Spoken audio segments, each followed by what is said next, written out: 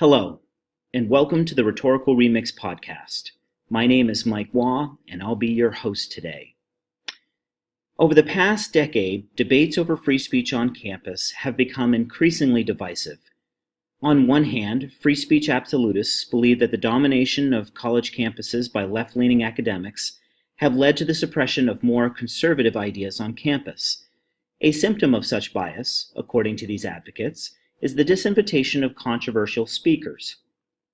On the other hand, those who desire more limitations on the expression of speech usually pursue these limitations in order to prevent what they perceive to be the marginalization of minority students. These advocates also point out bias in the speech of speakers, or in some cases other students, as symptoms of a system that perpetuates this marginalization. Much of the disagreement about the issue revolves around differing ideas about the purpose of the university and how free speech plays a role in the fulfillment of that purpose. But no middle ground will be found, no rapprochement between the two sides will occur, unless a common vocabulary can be established. We have to make sure we are talking about the same things when we are talking about free speech, censorship, and community. Therefore, what we need is a glossary of terms, something we can look to in order to inform our discussion and help us get closer to a common understanding of the issue. So the first thing we need to discuss is the concept of speech. It seems simple enough. Free speech can be defined as the ability to say whatever you want. This basic understanding is mostly correct, but there is a jurisprudence, a legal history, regarding speech that both limits speech and contextualizes it. For example, speech that encourages people to engage in immediate acts of violence has been prohibited by the Supreme Court. Speech has also been contextualized. We cannot engage in slander or libel. What we say, especially regarding our claims about someone else, have to be true. Of course, there are good reasons for keeping these boundaries where they are. The minute we begin thinking of regulating speech, questions immediately arise. Who gets to decide what new limitations will be imposed? What topics will be deemed out of bounds? These are legitimate and serious questions, and they have been informed by the First Amendment throughout our country's history, but they do not change the fact that speech always occurs within a context, and those contexts have boundaries. For our purposes today, free speech has a context, the college campus. Just as a protest has a contextual boundary against imminent incitement, and claims have the contextual boundary of truth, the college campus should have certain boundaries meant to protect against harmful effects. This is not as censorious as it sounds, and we will talk about censorship in this glossary of terms, but to impose normative expectations about speech is not new territory. These expectations, which could be informed by the definition I am about to propose, do not constitute some legal mandate. The definition of speech and the others offered here are meant to inform policy about speech on campus and are meant to provide a common ground for thinking about speech. So how should we define free speech within the context of a college campus? Here is my definition. Free speech is a means of inquiry into all matters that pertain to a chosen line of study. Thinking of speech as a means to an end does introduce some expectations. First, as a means, it should be used as a tool. If speech is being used to stereotype or caricaturize an individual or group, it is not being used as a tool, and therefore exceeds the natural boundary implied by the definition.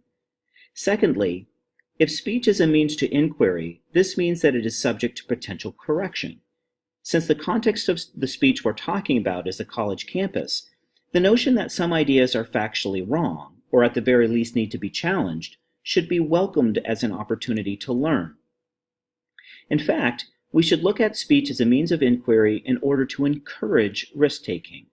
Learning happens when we open new and unexplored lines of inquiry and test them against traditional orthodoxies. So far, a lot of the discussion has revolved around the important issue of context.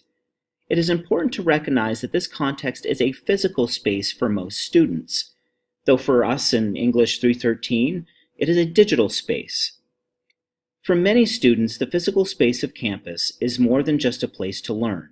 It is in many ways a community with its own culture and rhythms of life. So what does that mean for a conceptualization of campus?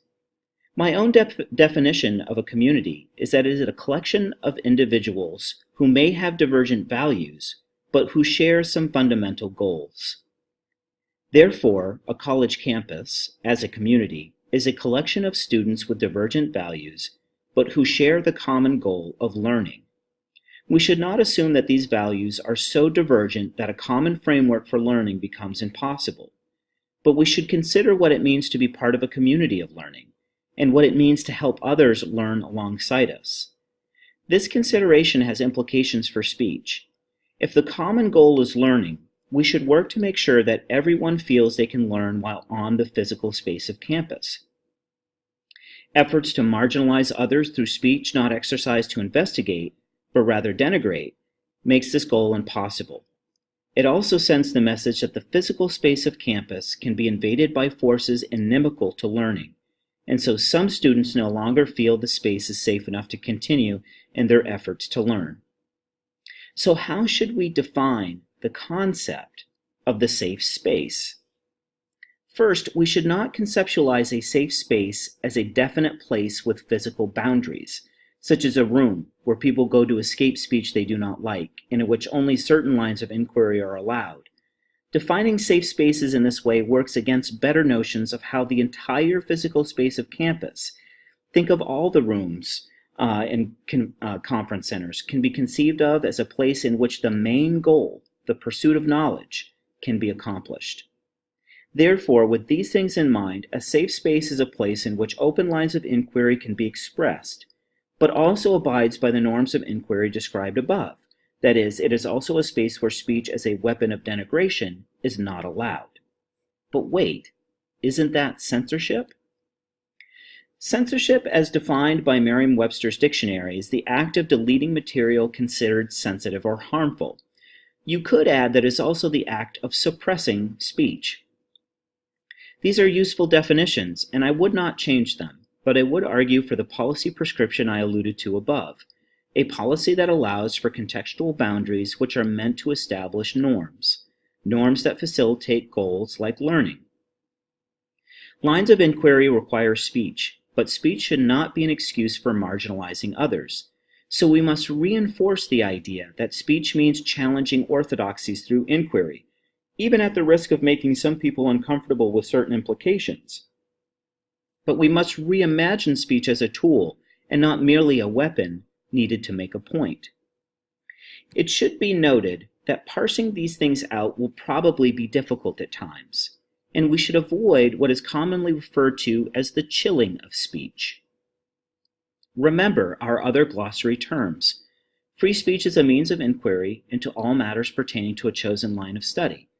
If this is true, then chilling speech would mean that lines of inquiry would be discouraged by administrators, professors, and students alike, or that speakers invited to explore certain lines of thought would be shouted down, even physically assaulted, as in the case of Professor Allison Stanger at Middlebury College.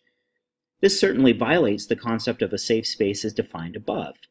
Of course, when our definitions are considered carefully, some speakers may need to be disinvited from campus, for their goal is not to explore lines of inquiry, but to use speech as a weapon, rhetoric as a weapon, and therefore compromise the safety of campus as a space for learning.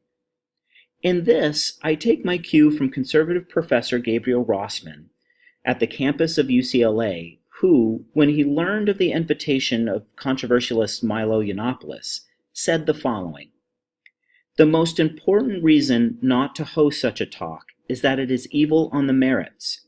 Your conscience should tell you that you never want anything to do with someone whose entire career is not reasoned argument, but shock jock performance art."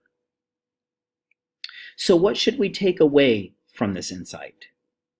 First, it has to be something more than a simple admonition to be, well, nice. The main thing we should take from all of this is that we are all responsible, as members of a community where learning is the primary goal, to form a healthy culture of free speech.